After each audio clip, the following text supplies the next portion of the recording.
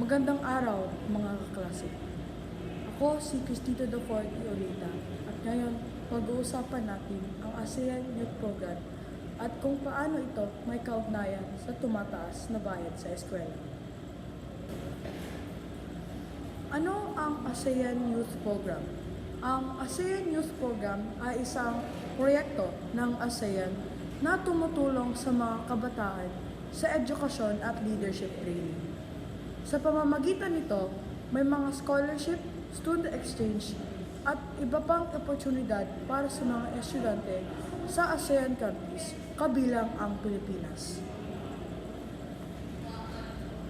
Ngunit, paano ito konektado sa pagtaas ng tuition?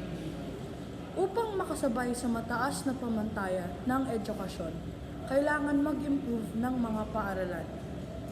Nagdadagdag sila ng mas magandang pasilidad, bagong kagamitan, at mga bagong programa. At ito ang isa sa mga dahilan kung bakit tumataas ang tuition fee. Bagamat may mga scholarship na hatid ng ASEAN Youth Program, hindi lahat ng estudyante ay makakuha nito. Kaya maraming pamilya ang nahihirapan sa lumalaking gastos sa pag-aaral. Ngunit ano ang magagawa natin sa itong proyekto?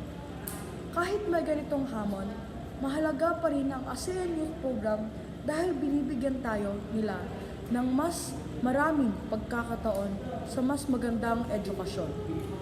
Bilang mga estudyante, mahalaga na alamin natin ang mga oportunidad na ito at hikayatin ang gobyerno na gawing mas abot kaya ang edukasyon para sa lahat.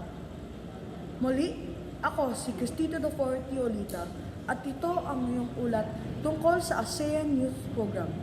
Maraming